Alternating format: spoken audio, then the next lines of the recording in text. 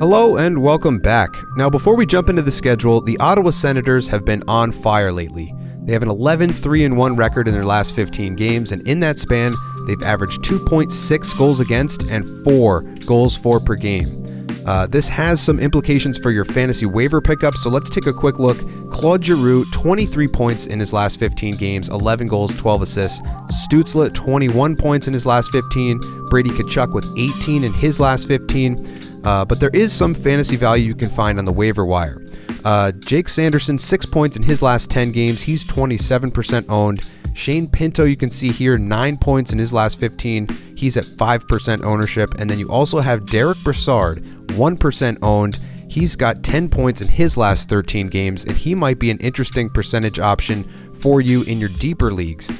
10 points in his last 13 is pretty impressive. So in all those massively, 20 to 24 team leagues, this is a really nice pickup if you can get Derek Brassard. Just a quick thought, just wanted to add that at the top so you could get out in front of it. But let's look at the Week 21 schedule. So 16 teams play 4 times this week. There's 55 games in total. 2 teams play twice. Obviously, you can see that there. It's Columbus and Toronto. If you added any of those Maple Leaf guys at the deadline, and maybe you're thinking about longer term options, you should hold on to them. But if not, if it was just a weekly thing, you can drop them this week. The light nights are Wednesday and Friday, only 3 games Wednesday, 2 games Friday. Your best schedule is Chicago. There is no perfect Monday, Wednesday, Friday, Sunday, so they have 3 of these light nights, including Monday, but the Wednesday and Friday are of particular interest to you as there's not going to be a lot going on and you could potentially add some volume to your games. The second best schedule is Anaheim, and they've got the same Wednesday-Friday matchup, and they also have a 4-game week, so there's 2 light nights, and then the Sunday, which is a relatively light night as well. And they do have a favorable matchup against the 31st ranked defense, the only one that's ahead of them, right ahead of them, I should say. Anaheim is worst, and Vancouver is second worst, so that could be a goal fest depending on how that pans out. Then your third best schedule of the week is Calgary, and they have a front-loaded back-to-back, then some time off in the middle, and the back half is probably going to be where you're going to add most of your value unless you're adding for the entire week. There's also one other thing I wanted to add. Red Wings, they have 3 games, 1 against Chicago, but then a back-to-back against Boston Saturday and Sunday. So you remember they just played that 5-game schedule. You probably added some wings for that. They're probably exhausted. They're going to go into Chicago, and who knows what happens in that game, but then they have to go back-to-back against Boston on the weekend.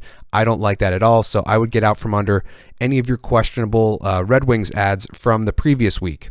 But our best schedule is Chicago. Let's see who we can add from the Hawks. Now, outside of Seth Jones and Jonathan Toews, every single skater on the Hawks is 1% owned or less. I've never seen this before in fantasy, but you can have literally any Blackhawk you would like at this point in the season. And there's only a couple that I would like to have, especially in a 4-game week like this. And let's start with Tyler Johnson, left wing, right wing. When he's been healthy and in the lineup, he's been relatively productive and kind of making a little bit of a comeback to his career. The problem is he doesn't stay healthy a lot. So you kind of have that injury risk, but at 1%, there's almost no risk. If he doesn't work out, you drop him back to the wire.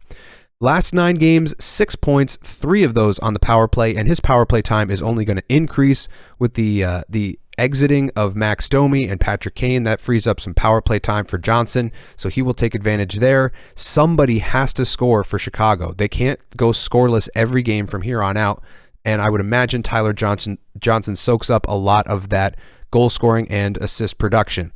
The next guy that we have is Andreas Athanasiou, and that's the same type of thing. He's going to be one of those guys on the power play out there in all the big situations, and he's going to be relied upon to score whatever goals the Chicago Blackhawks can score from here on out as they try to tank for Connor Bedard. 2 goals, 1 assist, 8 shots in his last 4 games is relatively impressive considering the sinking ship that he's on, but that's really going to do it for Chicago Blackhawks ads. There's a couple of other guys you could potentially think about, but these are the only relatively consistent ideas that come to your head when you think of Chicago. Everybody else has massive risk, and I know they're all 1% owned or less. I get that, but I still wouldn't want anyone other than these 2 guys. Up next for the Anaheim Ducks, you could probably go out there and find Zegras in a 8-team league, a 10-team league, and if you have him there, you might want to think about it. He's definitely productive. but in most leagues, he's going to be owned up. So let's start with Cam Fowler, 15% owned. Last 7 games, 6 assists, 10 blocks. That's really good production. He's not really a hitter, so he's mostly a blocks guy with some offensive production on top of that. And he's been relatively productive in the last 2 weeks or so. So that's a definite ad, the number 1 defensive ad in terms of Anaheim Ducks for me. Then you also have Mason McTavish up front, center left wing, dual eligible, 14% owned. 6 points in his last 7 games, 2 goals, 4 assists, 17 shots, above 2 shots per game is pretty good as well. But if you want that shot volume, let's look at Frank Vatrano. 33 shots in his last 13 games to go with 8 points, 3 of those on the power play. These are the guys that are going to get an elevated role as the season comes to an end for Anaheim. They're obviously out of it. They're obviously tanking for Bedard. I would expect Fowler to get some power play time and to start to produce because of the fact that they're a bad team that other teams are going to take lightly. McTavish is probably going to get a higher look in the lineup as they're trying to develop him properly for next season. And Frank Vatrano is just a shot volume, reliable guy that you can get close to 3 shots per game every week from him, or every game from him. So these would be the top 3 for me. You also have Jakob Silfverberg, who leads the team in goals over the last month. 0% owned, 5 goals, 2 assists, 7 points in his last 13 games. So there's another option for you there. Silfverberg has never been a reliable option for me, but he's been getting it done lately. 5 goals over the last 13 games is decent. So those would be your main waiver ads. That's your deep league play in Silfverberg right there. Last but not least, we have the Calgary Flames, and I mentioned them last week. Some of the same names will be showing up here, but let's talk about them anyway. Michael Backlund, 5 goals, 7 assists, 12 points, 3 power play points, 48 shots, 20 hits in his last 12 games. He's been over 3 shots per game and getting some hits as well, plus the offensive production. He's still, I believe, playing top line and top power play. I could be wrong about that. They change it up every now and then, but he's definitely the most reliable streaming option that you have. You also have 2 other guys that we've talked about before, Jacob Pelche and Dylan Dubé. Pelche is the deeper league option, 2% owned, single position left winger, last 7 games, 6 points, 3 of those on the power play, which is nice. He's still second line with Kadri and Huberdeau, so that is a good line assignment for Pelche. And then Dylan Dubé has cooled off from when he was absolutely red hot 2 or 3 weeks ago. But still 4 points in his last 7 games, 17 hits. So he is a hits guy that's also getting some offensive production. But the usual suspects in terms of Calgary waiver ads, you also have a couple of hits and blocks D options. Mackenzie Weegar might be there for you depending on your league size, and some other options on the back end for hits. But nonetheless, this is the main meat on the bone when it comes to waiver ads for Calgary. Now let's turn to the best of the rest. We'll start with the defense. This is the trade deadline edition. And just a reminder, the rating is a measure of how complete a player is in hits and blocks leagues, not necessarily how much they produce offensively. So we'll start with Shane Gostisbehere. He just got a change of scenery going to the Carolina Hurricanes. I wonder whether or not he gets that power play 1 time. If he does, and if he continues to get that time, he already has a goal on the power play, 3 shots in his first game with Carolina, so that's a good start. They have him and Brent Burns. Brent Burns has been very productive on the power play, at least in terms of his power play percentile. He's 91st. So Shane Gostisbehere coming in could jolt their offense a little bit. It definitely helps his ownership. He's at 42%. You can probably pick him up in a 10 or 12 team league. And if he is there for you, I would take a flyer on him because he was very productive earlier in the season with a lot less to work with. So he's a 71 on the Data Draft hits and blocks rating. Up next, we have Evan Bouchard, and I hesitated at first to go out and tell you to grab him because I wondered if Edmonton would do something at the trade deadline and bring in a guy like Klingberg or somebody like that to quarterback their power play with Barry leaving. But they're going to leave it to Evan Bouchard, so that makes him immediately valuable for you. 56% owned, 3 assists, 2 on the power play, 3 shots in his first game as that power play quarterback.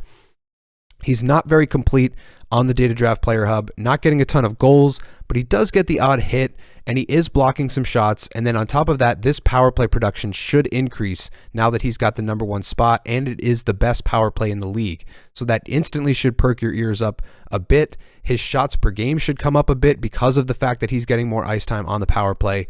And then the assists you would have to imagine would also come up as well, just getting the exposure to McDavid, Draisaitl, Hyman, and all those other guys. So this would be a nice little, I don't want to call it a buy low at this point, but I'm on board with picking up Evan Bouchard. He doesn't have a 4-game week this week, but it is tied into the theme of the trade deadline, so I did want to mention that before we move forward.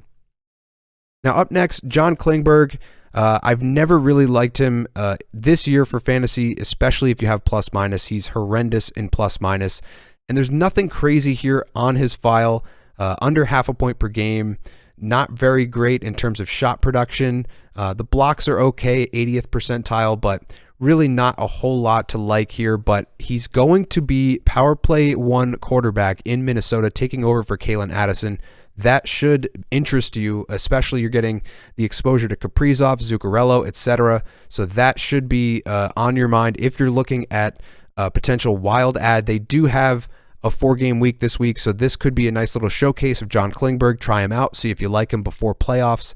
But he will be getting the PP1 minutes in Minnesota, despite playing third pair even strength minutes, which is probably where he should be given his defensive liability limitations, the fact he's not very good defensively.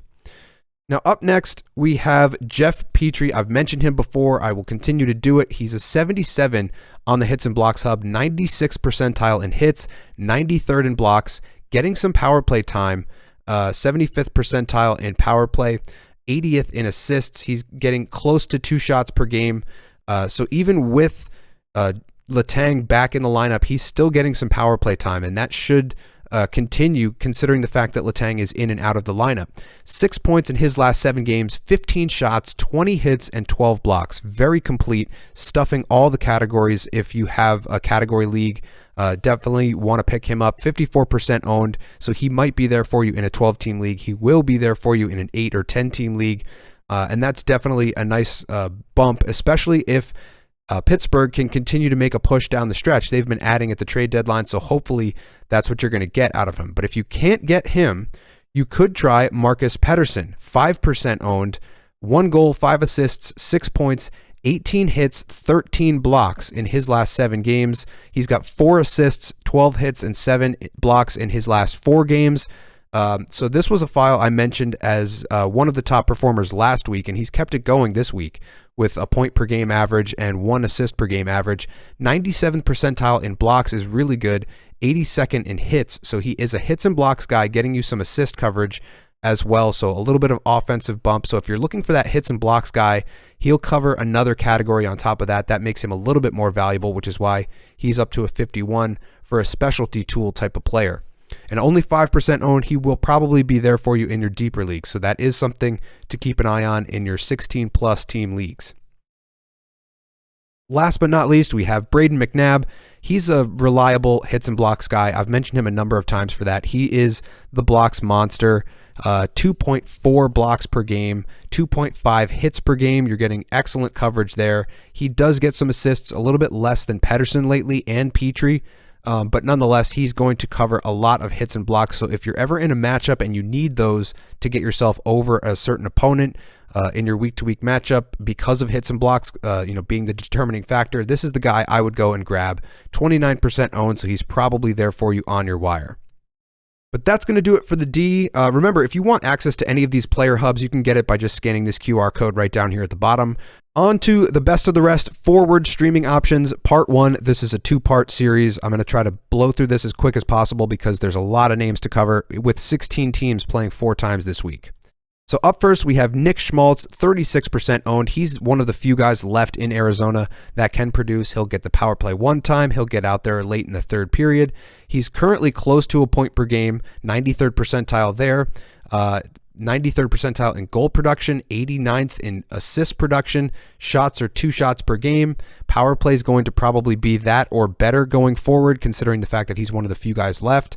No hits or blocks to speak of, but that doesn't really change that much for me. He's still relatively complete at a 67 on the hits and blocks hub. Up next, we have Jack Quinn, 7% owned, dual eligible. He's getting the garden seat with Thompson and Skinner on line 1. He is on PP2, but that's still a nice line assignment. 7 points in his last 7 games, 4 goals, 3 assists, and 14 shots, 2 shots per game in that span. So some deeper league options for you. Jack Quinn is a nice deeper league option because he's been a second line guy for most of the year. He's been bumped up with the injury to Alex Tuck, so that gives you some nice line exposure and the production to follow. Up next, we have Seth Jarvis. He's also top line and PP2 in Carolina. Left wing, right wing, dual eligible is nice. 5 goals in his last 10 games is really nice as well. 8 points in that span. And he's a relatively complete player. The hits and blocks aren't crazy, but he does do occasional hitting and blocking, but mainly getting him for the shot volume. The power play points is okay. He doesn't get a ton of power play one time, so that does hurt his file a little bit. And close to a half a point per game is a little bit low. He is young, though. So if he starts to get hot, if he's streaking, which he seems to be in the last 10 games, that's the chance to ride him and see if you can capitalize on some of that production. And up next, we have Ryan Hartman. He's getting another garden seat opportunity. There's a theme here. 31% owned center right wing. He is currently centering the top line in Minnesota with Kaprizov and Zuccarello, and that's going to produce some interesting fantasy stats for you. 7 points in his last 8 games, 3 goals, 4 assists. Again, the shot volume, not bad, 2.5 shots per game. Everything else is relatively low considering his line assignment, but anytime you see a player like him centering those 2 players, you're going to want access to that in a 4-game week, so we're highlighting him here. We have another rookie to talk about, Thomas Novak, another deep league play. I was sleeping on him a little bit. He went a little bit cold, but he's relatively hot over the last 8 games, 12 points, 5 goals, 7 assists, 3 power play points. And the reason I didn't really talk about him is he kind of came out of nowhere. They already did this year with Juuso Parssinen, and he fell off a cliff after they highlighted him in the top 6.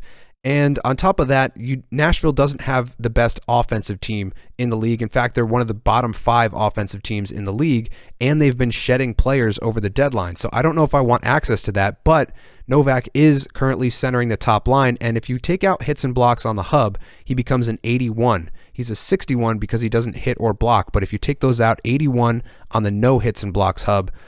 So not a bad file to get access to if you're in a deep league, 8% owned. That's something to keep an eye on as he's well over a point per game in his last 8 games. Up next, we have Miles Wood, 3% owned, another deep league play. Left wing, single position, kind of hurts his value a little bit, but 6 points in the last 6 games, an even split, 3 goals, 3 assists.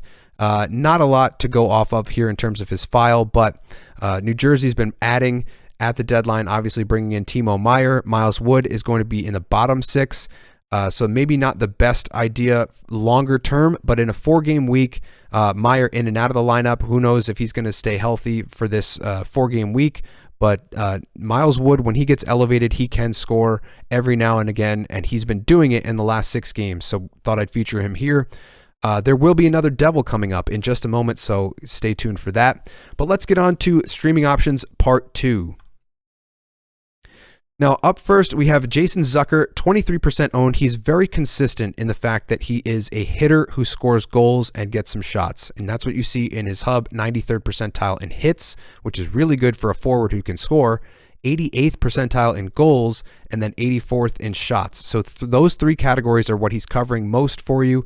5 goals in his last 7 games, 17 shots, and 12 hits to go with that. When he gets hot, obviously he's on a really nice line assignment with Malkin and Brian Rust. So if he gets hot, he's got good time on ice, good line exposure, and he obviously stuffs hits for you as well. So that's a really nice play if you're in a bangers league. He is single position left wing eligible, so that does hurt his value a little bit, but nonetheless, he is the best potential fantasy option in terms of his completeness on this rating scale, 72 rating on the Data Draft Player Hub with hits and blocks. But up next, we have Kasperi Kapanen, 1% owned, extremely deep league play. And it kind of goes under the radar because nobody's talking about him. He didn't get traded. He got waived by Pittsburgh in order to make room for some of the other guys that they've brought in. 2 goals, 9 shots in 3 games since being claimed by St. Louis. 3 shots per game is really nice. And he's going to get an elevated role. He's currently on the second line with Shen and Saad, and he's getting PP1 time. I don't know how long that's going to last, but as long as he's there, you might want to think about grabbing him, especially if you're in a deep league.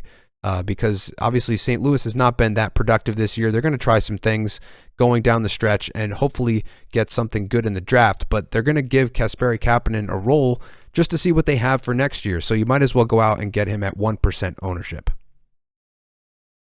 Up next, we have Alex Killorn, another relatively consistent guy to pick up on the waiver wire, 28% owned, dual eligible.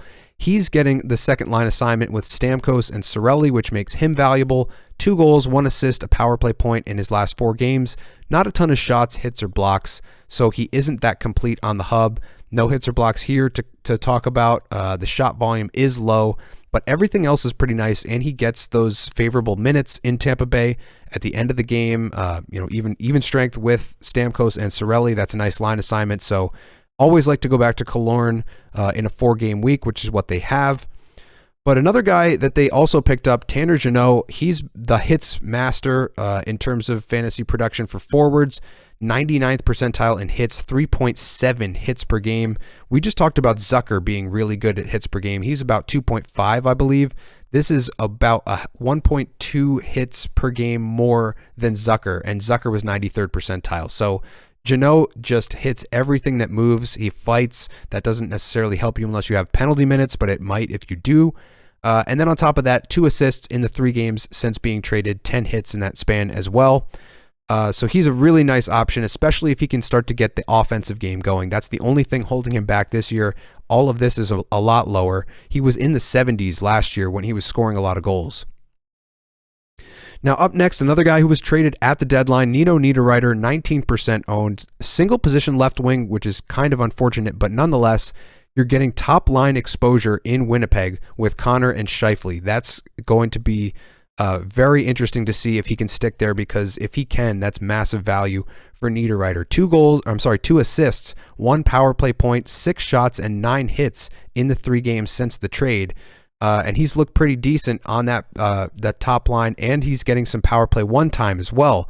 So if that can continue, he's definitely a guy you want access to. He's been getting 2.1 hits per game, a couple of shots, 2.3 shots per game, and then 86th percentile in goal production. So he's similar to Zucker, a little bit lower in his hits coverage and a little bit higher in some other areas to kind of even it out. But nonetheless, he's a guy I'm looking at in terms of a potential waiver ad from Winnipeg in a nice week, which they do have this week.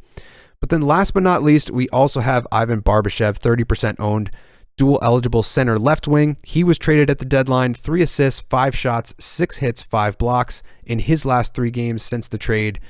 He's currently getting top line minutes with Eichel and Marchessault, but no power play time. So he's a little bit less valuable than a guy like Niederreiter, but a little bit more valuable if you consider the fact that he's dual position eligible. So that could help him get into your lineup a little bit more, especially if they play on the heavier nights this week. But that's going to do it for the forward ads, but we do have one other forward to talk about, but he gets his own slide because he's about to break history.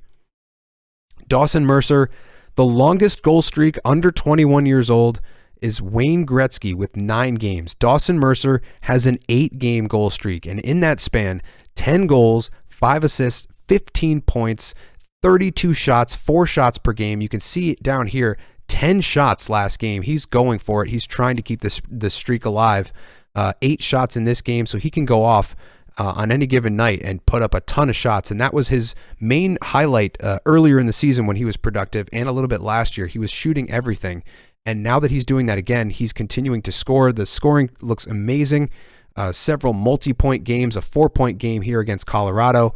That was a really interesting game to watch. And on his hub, doesn't hit, so he's a little bit lower down just because of that, but 90th percentile in goal production right now with this 10 goals in 8-game stretch. And then you're getting some power play exposure, but not PP1 time, so that's impressive that he's this high, just given the fact that he doesn't get any PP1 time. They haven't used him there for whatever reason. The Devils play Arizona tonight. This streak could be over by the time you're watching this video. I hope it's not. But nonetheless, Dawson Mercer is somebody to keep an eye on. I believe he's in the low 30s in his percentage ownership. So if you don't have him right now, definitely go out and see if he's available on your wire and ride this hot streak. That's going to bring us to the Week 21 goalie streams. And in a 4-game week for Ottawa, they're rolling, as I mentioned, off the top. So we'll start with Cam Talbot, 61% owned. He's probably not there for you in anything larger than a 12-team league, but if he is there, in his last 3 games, 3 wins, 2.34 goals against, 909 save percentage, just above league average. But as I mentioned before, Ottawa is much better defensively than they were even a couple months ago, even a month ago, because they've just added Jacob Chychrun. That helps their defense as well.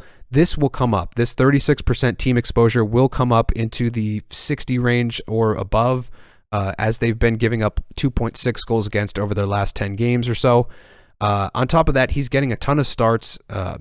Anton Forsberg is hurt, so they do have a couple different backups that they've been trying, and they've been interesting to stream on occasion. Mandalese, and I can't remember the other guy who's usually, Sogard. He was relatively productive in his 5-game sample size, but you're getting a decent, league average save percentage, a little bit better than league average goals against, and then he is 1.9 above expected, so that is nice, but he's been rolling lately, and they've been chipping away. They've been getting those wins, 11-3-1 in their last 15, so you definitely want exposure to the Senators. But the Minnesota Wild also have 4 games, 2 back-to-backs, so 2 games apiece for Fleury and Gustafsson. And Gustafsson is one of the top 10 goaltenders on the Data Draft goalie rankings scale. He's incredible, especially lately. 2 wins in his last 2 games, 0.48 goals against, 986 save percentage, and a shutout. That bumps him up to a 2 goal against average. I think he's second or third best in the NHL right now. 933 save percentage, probably again, second or third best in the NHL. 95th percentile in goals saved above expected. 21 goals saved above expected is incredible. And the team exposure is really good as well. Minnesota's a top 10 defensive team. So there's the only thing not to like about this file is that he does split time with Fleury, but even with that, he's been incredibly productive on my team in the limited sample size that he's been playing. And every time he's in, he's winning games. He's playing well. As long as he can get the run support from the offense, they do win. If they don't win, he's putting up really good numbers nonetheless. So Gustafsson is a must-own. He is owned up 67%, but if he's available in whatever league you're playing in, you definitely want exposure to him, especially in a 4-game week like they have this week. But up next, we have a goaltending takeover in Seattle. Philip Grubauer is slowly taking the net over from Martin Jones. Neither of them really want the net. He's taking it over with an .887 save percentage, which is relatively low, but the 3.09 goals against isn't bad. It's about league average, a little bit above. 5-2-1 in his last 8 games, though, and they need to win. They've been kind of slumping since the All-Star break, under 500. They need to chip away at some wins and make some ground up in that Pacific Division. Jones, in his last 4 starts, 1 win, 3.7 goals against, and an .847 save percentage. So it seems to be Grubauer has taken the net over despite the fact that he's not above 900 save percentage. So if he is available and you need a starter, that would be an interesting buy low option because it's not very impressive on the hub. He's a 47, which is not great, but if he's going to take over that net, they're 58th in percentile in team exposure, so they're above mid-pack defensively, and they were at one point one of the top offensive teams in the league, so they just have to find their game again, and if they do, and you're riding Grubauer in the crease, that could definitely help your fantasy team down the stretch. But if you need a starter, the best place to go might be Adin Hill. I mentioned this 2 weeks ago. I didn't necessarily want him with some of the matchups they had this previous week with Colorado and New Jersey and some other teams coming in there, but he did really well with that, with those 3 starts last week. 2 wins, 2.27 goals against, 936 save percentage. He's the de facto starter in Vegas despite them bringing over Jonathan Quick. He's going to get a minimum of 2 starts this week in a 4-game week, probably 3 starts. They do have a back-to-back Saturday versus Carolina and Sunday versus St. Louis, so it'll be interesting to see what they do in terms of who starts which game. But I do like Adin Hill, especially a lot more than Jonathan Quick, who I don't consider to be that great. You're buying extremely low on him right now if you want to ride Quick for tonight's game. And we'll have to wait and see how he does with a much better defensive team. But they're, LA was no slouch in that area, so he wasn't very productive for LA. Now, up next, we have a streaming option for you, a 1-game start. Alex Lyon for Florida. Florida obviously needs a backup goaltender with Spencer Knight in the player assistance program. So Lyon is the guy, and he's been relatively good in a small sample size. I don't have his file here. He hasn't started enough games to be on the player hub, or the goalie hub rather. They do have a back-to-back Friday and Saturday. I would hope to see him in that Friday matchup against Chicago, and if that is the case, Florida's been much better recently, so they seem to be helping out their goaltenders a little bit more than they were at the beginning of the season. And Lyon is not a bad goaltender, at least in a small sample size this year, so that would be a nice single-game streaming option. But then you also have Casey DeSmith, who will likely start Saturday versus Philadelphia, which is a winnable game for him. 15% owned, so he's a lot more owned up than Lyon, so that might make the difference if you're in a deep league or whatever. But Pittsburgh has to start turning it on to make the playoffs, so they're going to have to start playing much better hockey. Jari's back, so that does help them as they try to make that push, but they're going to need some wins from DeSmith, and a game against Philadelphia is a nice matchup for him. Last but not least, actually it is least, our fantasy performance update from week 20. Went the clean sweep, 4-0 in all these leagues. Very fortunate this week that McDavid has gone absolutely ballistic over the past two. That's helped me in 3 of the 4 of my leagues. And in the Data Draft League, I may climb up to 3rd place. Seattle Krakelak is potentially going to lose this week, so that does help me there. My main question for the THHL is what to do with Nick Ehlers. No points in the last 5 games, demoted to power play 2. He's still getting shot volume. I can hold on to him until the playoffs if I need to, but will this affect my production during the playoffs? That's a question I'll have to answer with the data going forward. But that's going to do it for this video. If you liked it, remember to like, leave a comment, subscribe, bell icon, all that stuff.